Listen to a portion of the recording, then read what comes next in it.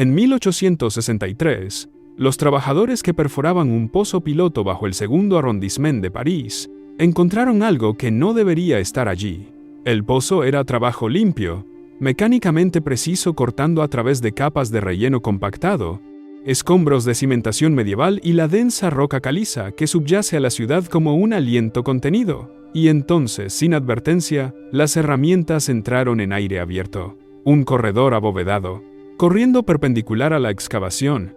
La piedra estaba predrezada, tallada antes de su colocación con una precisión que el capataz de los trabajadores, un hombre que había pasado 20 años cortando a través de las capas subterráneas de París, describió más tarde en un informe de incidente municipal como inconsistente con todo lo que había encontrado anteriormente bajo la ciudad.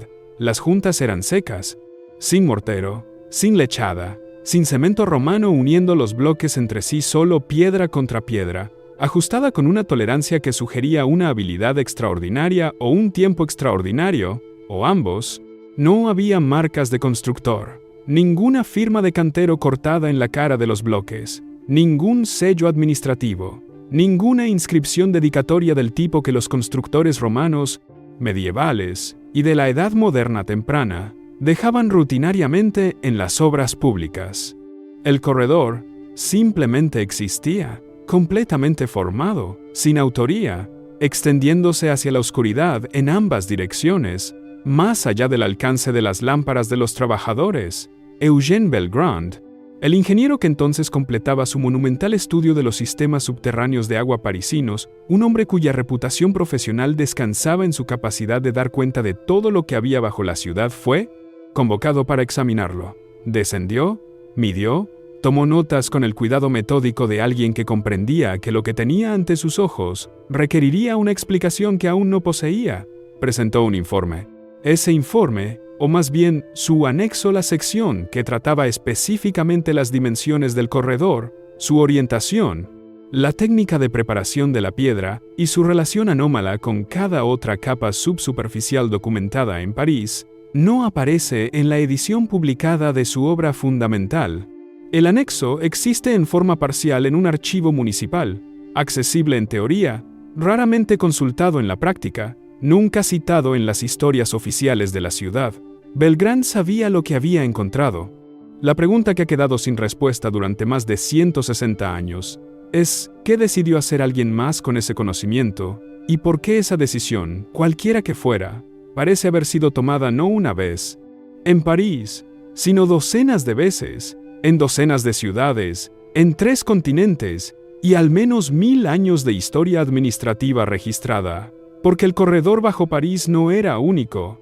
Bajo el Monte Palatino en Roma, bajo los cimientos del antiguo distrito de la Cancillería otomana en Estambul, bajo los núcleos administrativos más antiguos de ciudades cuyos nombres abarcan todas las grandes civilizaciones, aparece la misma firma arquitectónica: techos abovedados, cortes de drenaje laterales angulados con precisión hidráulica, hornacinas para antorchas embutidas en las paredes a intervalos de aproximadamente 14 metros, piedra adresada que no lleva el nombre de ningún imperio. Las alturas de los techos se corresponden entre los distintos emplazamientos.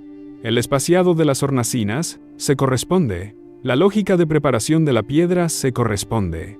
Ningún registro oficial, en ningún idioma, en ningún archivo que haya sido puesto a disposición pública, explica por qué.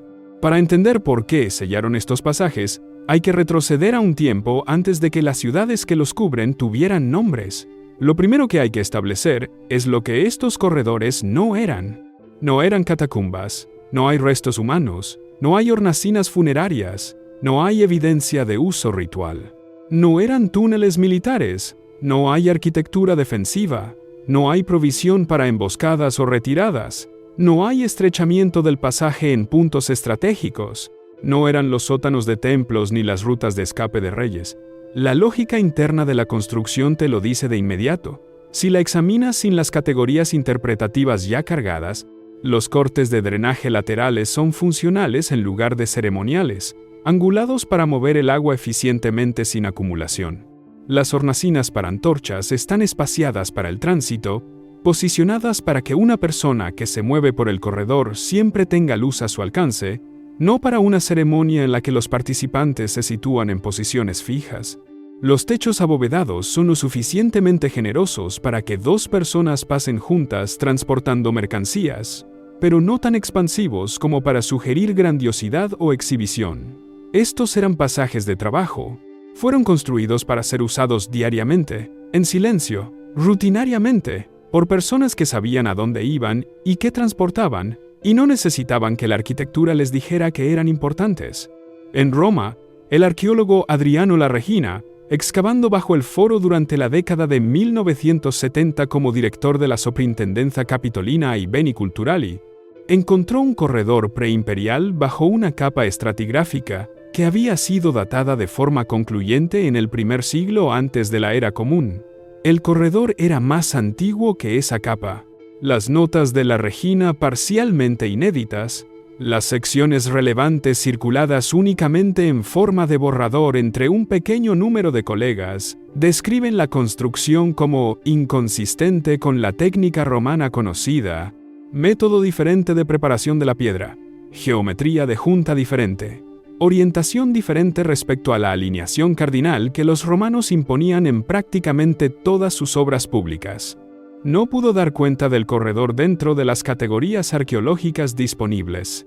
Presentó lo que encontró, señaló su carácter anómalo, y el corredor no fue excavado más. Las notas no fueron incorporadas al registro arqueológico público del foro. La piedra permaneció en la oscuridad bajo 2000 años de acumulación romana, medieval, renacentista y moderna, y esperó. Algo en este patrón, replicado en ciudades y a lo largo de siglos de investigación académica, no cuadra en absoluto, porque no son los corredores en sí mismos la anomalía primaria. Es la calidad del silencio que los rodea. La ventana de origen de esta infraestructura, basada en los materiales datables encontrados en múltiples emplazamientos y en las relaciones estratigráficas observadas, donde los corredores se intersectan con capas de fecha conocida, parece situarse entre los siglos VII y XII de la Era Común, aunque el límite inferior sigue siendo genuinamente incierto y puede ser considerablemente más antiguo. Lo que puede afirmarse con confianza es que estos pasajes estaban en uso activo durante lo que los historiadores llaman la era urbana preconsolidación, aproximadamente entre 600 y 1100 de la Era Común, cuando las redes comerciales euroasiáticas alcanzaban una densidad que no volvería a igualarse hasta el siglo XIX, cuando las ciudades funcionaban como nodos administrativos en redes, distribuidas en lugar de como capitales soberanas de estados territorialmente definidos, y cuando el concepto de gobierno nacional centralizado aún no había llegado para trazar líneas jurisdiccionales rígidas entre un tipo de autoridad y otro, el geógrafo árabe Al-Muqaddasi, escribiendo alrededor del año 985 de la Era Común, en su vasta compilación geográfica Ahsan al-Taqasim fi Marifat al-Akalim, hacía referencias pasajeras, pero consistentes en varias entradas, a lo que llamaba, en traducción, los caminos inferiores de ciertas capitales pasajes bajo los distritos administrativos, que servían al tráfico de mensajeros, gestionaban el desbordamiento de las inundaciones estacionales y facilitaban lo que describía, en una frase que los estudiosos no han llegado a descifrar completamente, como el movimiento de bienes contados. Esa frase merece atención.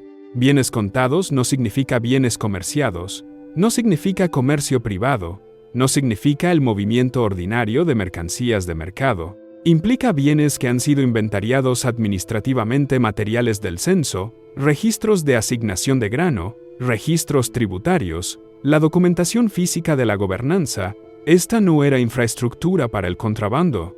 Era el sistema circulatorio de un tipo de administración que operaba bajo la superficie del poder político, distribuyendo la base material de la vida cívica a través de canales que ningún gobernante individual controlaba. Y esa independencia operativa, esa negativa estructural a pertenecer a ninguna autoridad, es lo primero que hay que entender sobre lo que eran estos corredores.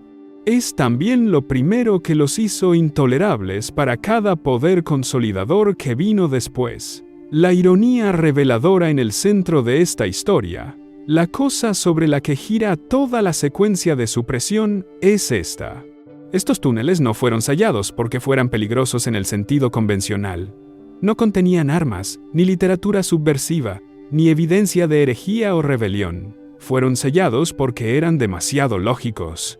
Porque eran un bien común, un recurso compartido, mantenido por acuerdo, distribuido en lugar de por decreto soberano, y la existencia de un bien común, físicamente incrustado en piedra adresada bajo cada capital, era la prueba de que la gobernanza se había organizado alguna vez de una manera que no requería una autoridad única en su centro.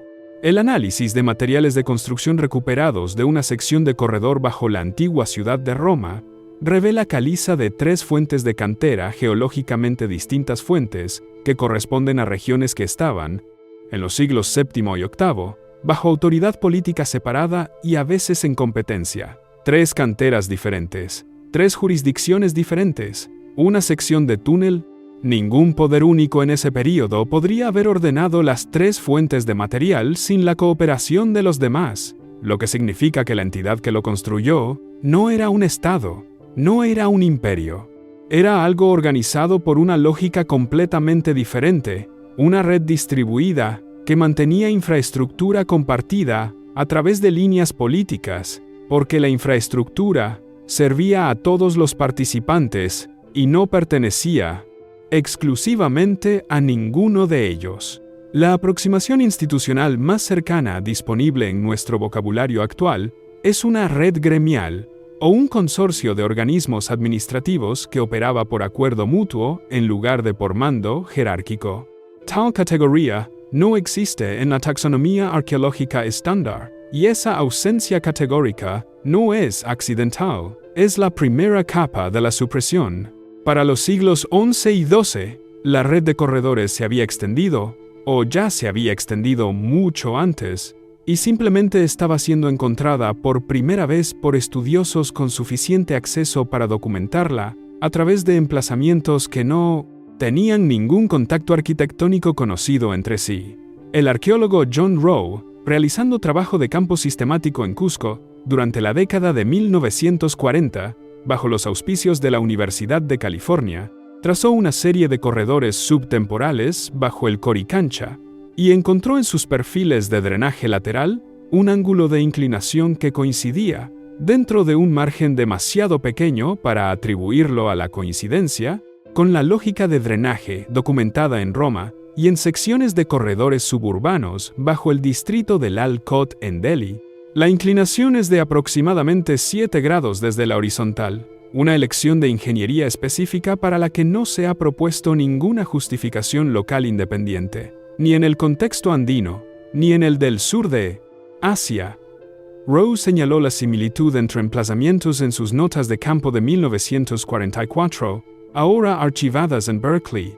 La observación aparece una vez, en una cláusula subordinada, y no fue seguida. En Delhi, un informe del Servicio Arqueológico de la India de 1928 documentó secciones de corredor en la cripta del Al-Kot con un espaciado de hornacinas para antorchas que coincidía con el intervalo de 14 metros observado en París, Roma.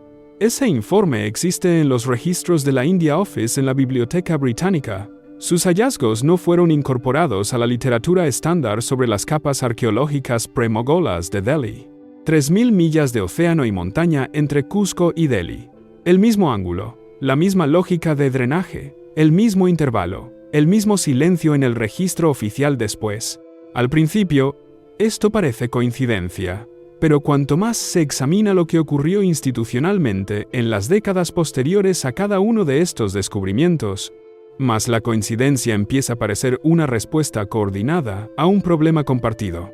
Para 1500, el problema tenía un nombre dentro de las administraciones imperiales europeas, aunque ese nombre nunca se escribió en ningún documento que haya sobrevivido en forma accesible. Donato Bramante, el arquitecto papal encargado del levantamiento estructural del subsótano del Vaticano en 1505, documentó pasajes bajo las cimentaciones más antiguas de San Pedro que no pertenecían a ninguna fase constructiva romana o paleocristiana. Su memorándum de levantamiento fue archivado por separado de su correspondencia arquitectónica estándar, una clasificación de archivo que no tiene ninguna justificación obvia a menos que el contenido se considerara sensible de una manera que requiriera su segregación del registro general.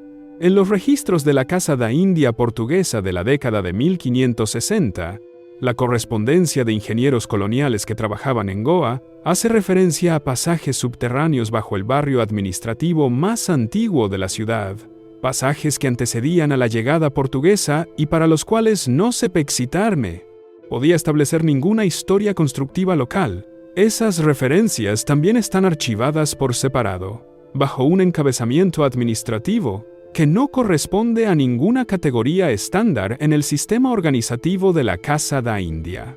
El patrón de clasificación separada, deliberada, no destrucción de la evidencia, no negación pública, sino aislamiento institucional cuidadoso del registro accesible, sugiere que en múltiples capitales imperiales se había alcanzado una decisión administrativa compartida. El conocimiento de estos túneles era demasiado legal y políticamente consecuente para su circulación general. La consecuencia era específica. Un túnel que demostrablemente antecede al imperio que lo cubre es, bajo cualquier ley de propiedad derivada del precedente romano, una reclamación previa.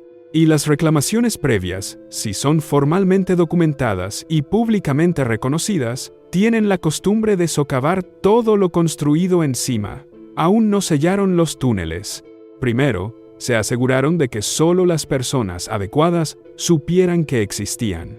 Las grietas en esa estrategia de gestión comenzaron a aparecer en el siglo XVIII, cuando dos ingenieros que trabajaban de forma independiente en diferentes capitales, para diferentes soberanos, hicieron esencialmente la misma observación y fueron impedidos, por mecanismos que permanecen sin especificar en el registro superviviente, de publicarla.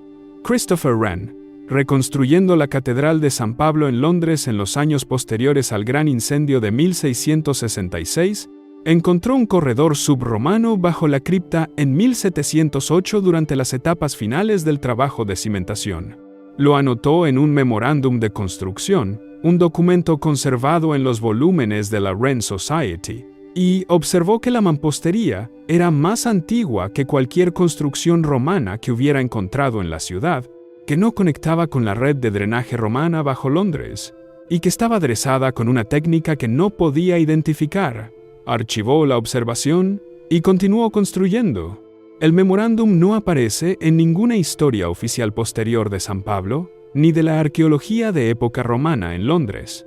Luego, en Viena en 1762, Johann Hetzendorf von Hohenberg, realizando un levantamiento sistemático de infraestructuras para la corte de los Habsburgo bajo la autoridad de la emperatriz María Teresa, documentó pasajes suburbanos bajo el núcleo administrativo más antiguo de Viena. Pasajes que, según su propio juicio registrado, no correspondían a ninguna construcción romana o medieval que pudiera localizar en la literatura existente. Su levantamiento está conservado en el Haus, Hof- und Staatsarchiv de Viena. No fue incorporado a las historias públicas de la infraestructura subterránea de Viena compiladas en el siglo XIX, cuando tales historias se pusieron de moda en las capitales europeas. Ambos hombres sabían lo que habían encontrado. A ninguno de los dos se le permitió decirlo en un foro que hubiera convertido el hallazgo en parte del registro institucional. La pregunta de quién tomó esa determinación y mediante qué mecanismo es una que ninguna historia institucional ha respondido todavía. El mecanismo se vuelve más claro, aunque no completamente transparente, en las décadas entre 1750 y 1850, cuando el Estado-nación europeo estaba completando su consolidación territorial y jurídica, y requería como necesidad estructural la propiedad soberana exclusiva de todo lo que había bajo el suelo que gobernaban sus leyes.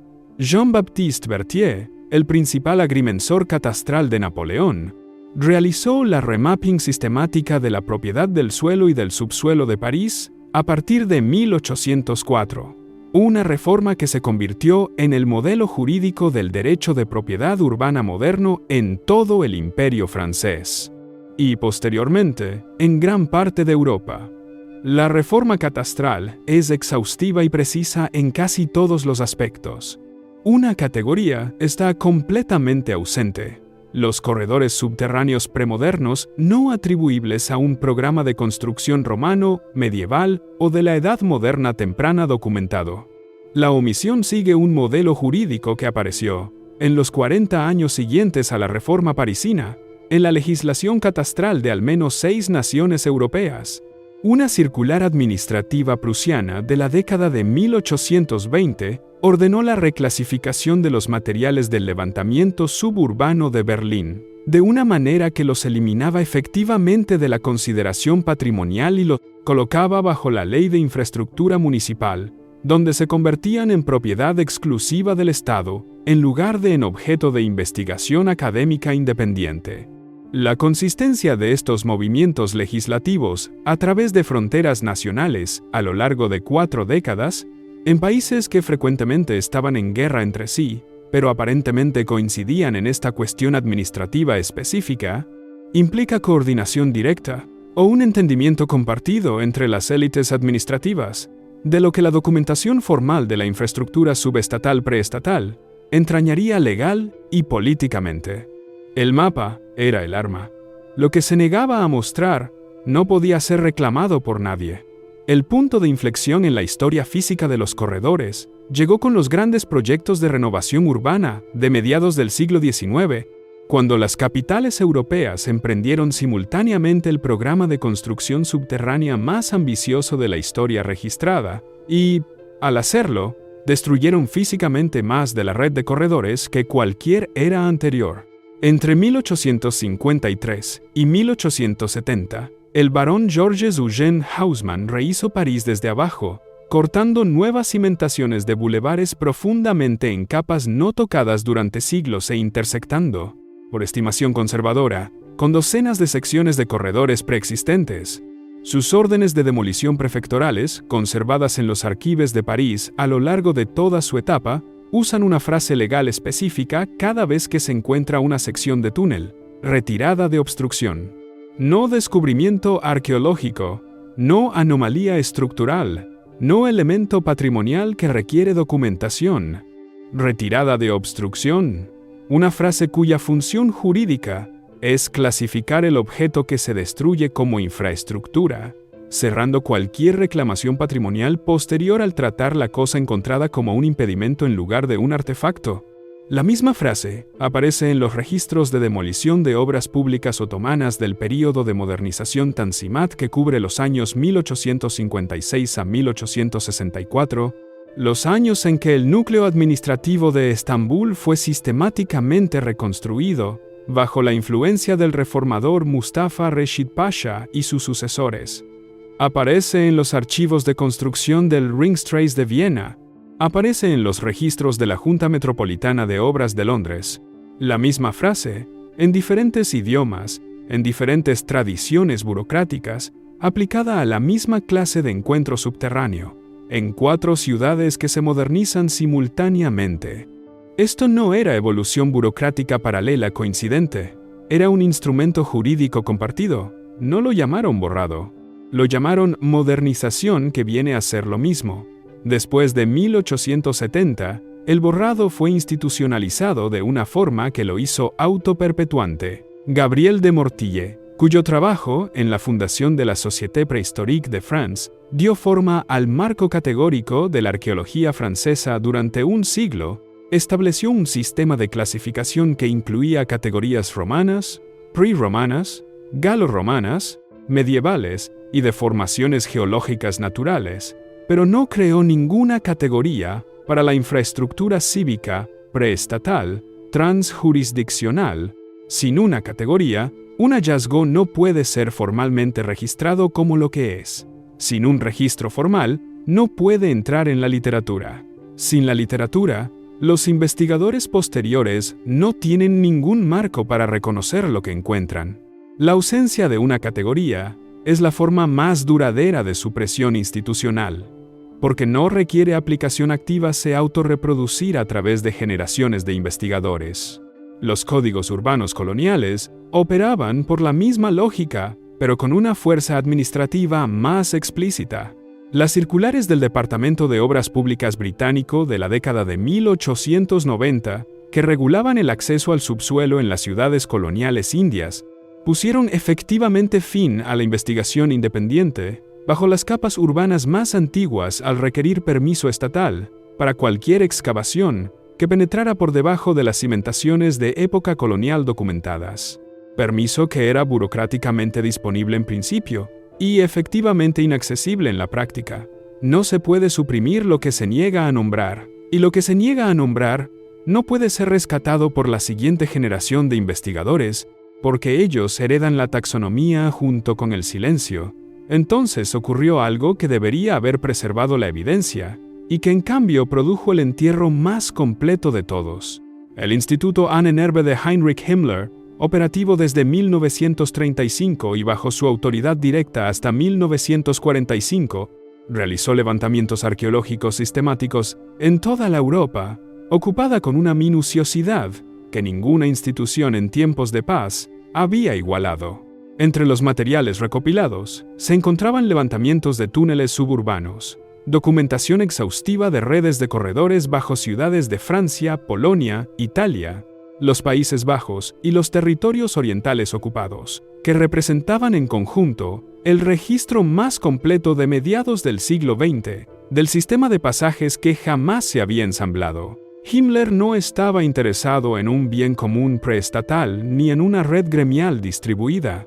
Estaba interesado en una narrativa de herencia germánica primordial que validara la ideología racial del régimen. Los levantamientos fueron reclasificados en consecuencia, interpretados a través de un marco pseudocientífico sin conexión con la evidencia real, y guardados bajo llave en un archivo separado. Cuando los aliados desmantelaron el Ahnenerbe después de 1945, los archivos fueron dispersados por múltiples jurisdicciones, parcialmente destruidos en las operaciones de eliminación de documentos documentadas en órdenes ahora conservadas en los archivos nacionales en College Park, Maryland, y permanentemente desacreditados por su asociación con la ideología nazi.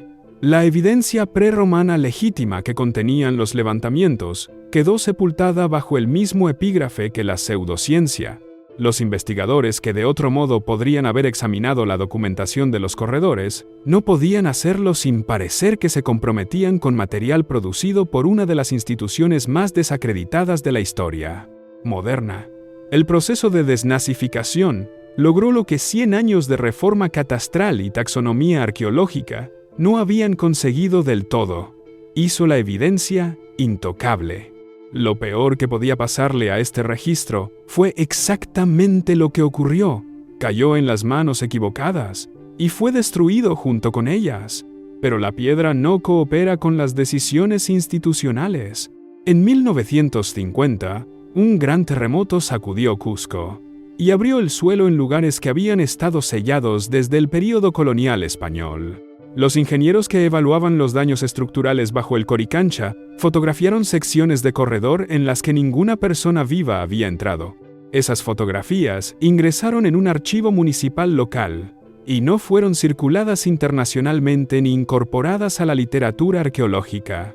Los corredores fueron resellados durante las reparaciones estructurales. Luego, entre 2004 y 2013, el proyecto ferroviario Marmaray, en Estambul, llevó a cabo la excavación arqueológica urbana más profunda de la historia de la ciudad. La arqueóloga Zeynep Merkangöz, que dirigía el componente de excavación de rescate del proyecto, documentó una sección de corredor cuya construcción era anterior a la Estambul bizantina, anterior a la Bizancio romana y anterior incluso al asentamiento helenístico, situándola de forma conservadora entre 400 y 600 años antes de la capa administrativa, con nombre más antigua del emplazamiento. El informe oficial de la excavación de rescate arqueológico del Marmaray, publicado por el Ministerio de Cultura turco en 2013, clasifica esta sección como una anomalía de drenaje. El corredor tiene piedra dressada, tiene hornacinas para antorchas cortadas a intervalos regulares. Las anomalías de drenaje no tienen hornacinas para antorchas. Alguien que revisó esa clasificación antes de la publicación entendió lo que significaban las hornacinas para antorchas y aprobó la etiqueta de todas formas. El corredor fue documentado, clasificado y archivado. Fue etiquetado como anomalía. En algún lugar de ese archivo se encuentra la sección accesible superviviente más antigua de una red que nunca debería haber sido encontrada de nuevo. Desde entonces, el silencio ha sido mantenido con instrumentos de una precisión y alcance que Haussmann y Berthier no podrían haber imaginado. El radar de penetración terrestre y la tomografía sísmica han mapeado ahora el subsuelo bajo cada gran capital con una resolución de centímetros. Los datos generados por estos levantamientos son extraordinarios. Robert Bedon, el especialista francés en urbanismo romano cuya monografía de 1988 sobre la historia del subsuelo parisino se considera una referencia estándar, no menciona el anexo de Belgrand. No menciona el corredor de 1863. La monografía es rigurosa en todos los demás aspectos. Los datos brutos del georradar generados por las autoridades municipales modernas están clasificados, en la mayoría de las jurisdicciones, como propiedad de infraestructura accesibles para ingenieros con licencia en proyectos aprobados, no disponibles para investigadores independientes sin un proceso legal que, en la práctica, no produce resultados. Una ordenanza municipal parisina actualizada en 2010 formalizó esta restricción. Una directiva de la Unión Europea sobre espacio subterráneo urbano de 2014 estableció un marco continental con la misma consecuencia práctica. Los datos existen, no son divulgados. El silencio no es un residuo de decisiones más antiguas. Está siendo producido activamente, ahora mismo, con herramientas modernas e instrumentos jurídicos modernos que son funcionalmente idénticos en su efecto a las órdenes de retirada de obstrucción de 1860. La historiadora Sidem Kafesioglu, cuyo trabajo sobre historia urbana otomana en la Universidad del Bósforo rastrea las capas administrativas del subsuelo de Estambul con una precisión inusual en el campo, se acerca más que la mayoría de los investigadores académicos a nombrar el patrón completo. Su investigación describe la lógica por la que el espacio suburbano otomano cruzaba líneas jurisdiccionales que la gobernanza superficial aplicaba con gran rigidez, la manera en que la infraestructura subterránea en el Estambul premoderno servía funciones que ninguna autoridad administrativa única reclamaba o controlaba. No nombra la hipótesis del corredor transcivilizacional, quizás porque el marco de revisión por pares en el que nombrarlo no existe. Quizás porque la categoría, tal como la organizaron quienes diseñaron la disciplina moderna, nunca fue creada. Lo que representan los túneles, si el patrón completo se mantiene en todos los emplazamientos donde aparece la firma, no es una conspiración en el sentido operativo de un grupo de personas reuniéndose en una sala y decidiendo borrar algo. Es una condición previa a un mundo que organizó su infraestructura compartida por una lógica tan diferente a la lógica del Estado soberano, que el Estado, al llegar, no pudo incorporarla. No pudo grabarla, no pudo poseerla, no pudo hacerla legible dentro de su vocabulario administrativo. Y entonces, el Estado hizo lo único que tenía a su disposición. Selló los pasajes, mal etiquetó lo que no pudo sellar, se negó a crear la categoría que habría permitido nombrar la evidencia, y finalmente comenzó a escanear los corredores restantes con instrumentos cuyos datos ahora clasifica como propiedad municipal. Cada capital de la Tierra se asienta sobre una capa que no construyó. El arco sigue ahí, bajo el peso acumulado de todo lo que vino después. Las hornacinas para antorchas siguen talladas en la piedra a sus intervalos de 14 metros, vacías ahora, esperando en la oscuridad una luz que dejó de llegar hace siglos.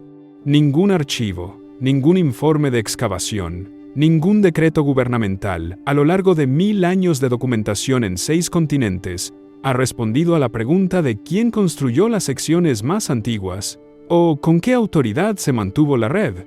La ausencia de esa respuesta, sostenida a través de tanto tiempo y tanto esfuerzo institucional, es en sí misma el documento más significativo del registro. La pregunta no es si los túneles están ahí. La pregunta es qué significa que cada civilización que los encontró mirara hacia la oscuridad, comprendiera lo que estaba viendo y los sellara.